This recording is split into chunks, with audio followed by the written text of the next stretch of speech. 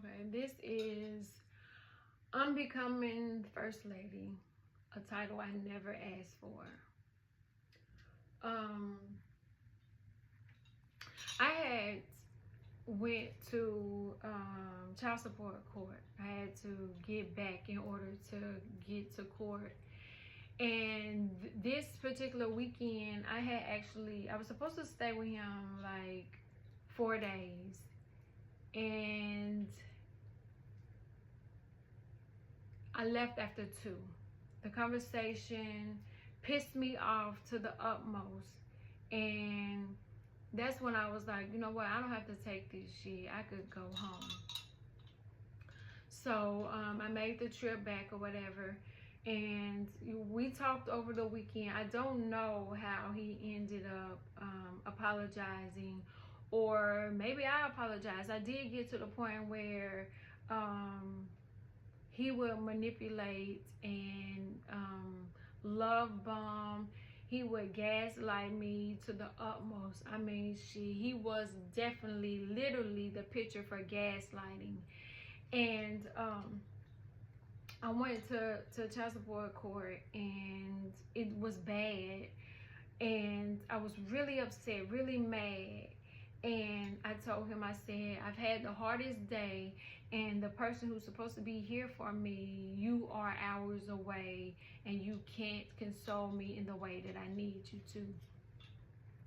And so I end up just taking me a bath. Baths are my are cleansing. That's my time. I won't let anybody interrupt my baths. And I even got to the point where I turned my phone on do not disturb that night. And all of a sudden he was like, I'm on my way, make sure you're up when I come. And I was like, oh my God, I had a bad day, he's coming to see about me, oh, he must love me, he must care. It was, you know, all of the things went through my head. And you know, he even brought me food. And so one of the things that he said was, you got to stop letting people push your buttons. You got to stop being so sensitive. Everybody knows how much you love those kids. Even he know that. So he know how to push your buttons, and you being soft and sensitive and easy, and you letting him control you. You got to do better than that. And I was like, oh, wow. Okay, I got you. I hear you. And then he left to go back home, and I didn't hear from him. He was on the phone with one of those homeboys that I was suspecting was more than a homeboy. Because it would be a situation where he'd be like, yeah, I let such and such use the penthouse, and he did my laundry, he washed the sheets, and I was like, homeboys do that? Like, do they, you know, whatever. And so I didn't talk to him until after I got off work that day. And it was a short conversation. It was dry. And, you know, my grandma had already said she didn't like him. She was like, I don't like him. I don't want you to be with him. But then he shows up like my knight in shining armor. And he makes me feel better. He makes all of that go away. And, you know, I was like, okay, it's gonna get better. You know, it has to get better. You know, we've spent more time together. He's proven that when I need him, he's gonna show up. Maybe this is the one. So I had a situation came up where he had told me about his cousin that was into tarot reading. So I paid for, by this time I'm on my allowance, and I am with his credit card. And I know he's watching the purchases on his credit card, because as a controlling man that they are, and I'll never, ever, ever, when Cash Doll said, the rich ones try to control you, the broke ones are insecure, he was very controlling. So I knew he was watching purchases on his card. And it was like, you know, I seen that you ordered this, and I seen that you ordered this. Did you pay the phone bill? Did you do this? And did you do that? And so when he told me that he would never give me a herb store and I could just sell them online like his cousin, I decided to use her services, because who would know him better than his own cousin? And so I paid for a reading to be done, and she confirmed everything that I needed to know.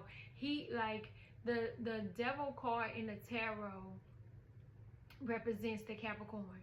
So he showed up, even though she did not know who I was. She did not know that I was getting a reading on him. She, like any businesswoman, she got paid for a service and she provided the service.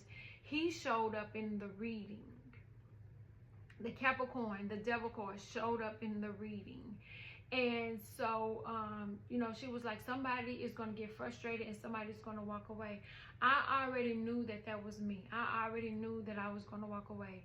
So, you know, she gave me the reading, which was a YouTube link. It was done June the 6th, and it was at 8:16 minutes that my reading was.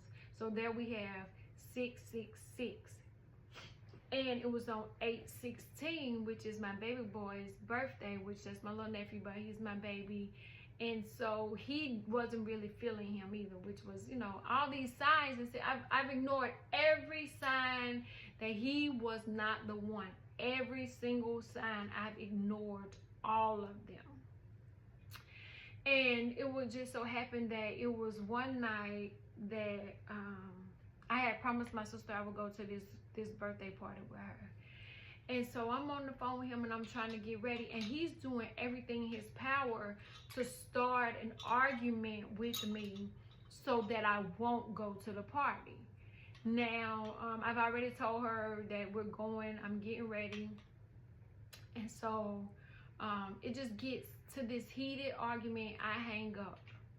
And then I hang up and he calls back to back to back. And I'm getting ready. So I'm not really picking up the phone. I'm not answering, because you're not finna ruin this shit for me. I am going out. I got plans. And so finally I answered the phone call, and he's just going in and going in. And he was like, you're supposed to be a first lady. You're an example. You can't be going to parties and nightclubs and doing this and doing that. Like, it was just like all of the things that I'm not used to. I'm not used to a man telling me where I should be going, where I can go, what I can wear. I'm not used to that. The relationship that I was in, you know, I wore what I wanted. I did what I wanted to do. I hung out with friends. Like, so it got to the point I was like, you know what? I just can't do this anymore. I cannot do it. I'm done. I hang up the phone, turn the phone on Do Not Disturb, and I start to get ready. And while I'm out, he leaves this message and says, you've done it. You've managed to do it. You broke another black man. You broke another good black man. It was you. It was your fault. You broke another good black man. And I was like, oh my God. I did. I broke you? I broke you?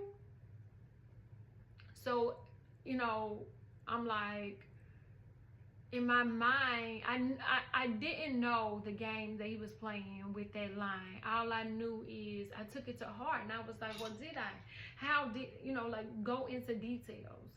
And after he said that, he started to play a manipulation game. Before he said that, while he was playing a manipulation game, because he knew that was the last thing that I wanted to do, was to break him, to hurt him. Because he had already told me he had abandonment issues, rejection issues and things like that. So what did I do? I walked right into that shit, eyes wide open. Oh my God, I broke him. How terrible of me. Like, that was really, really, like, how could you break another strong black man? Why would you? You know what I'm saying? I internalized. I took that to heart, and that's exactly how he planned it. It was exactly what he wanted me to do. He wanted me to feel like I broke him, and I was the reason why his life was going to be fucked up from here on out.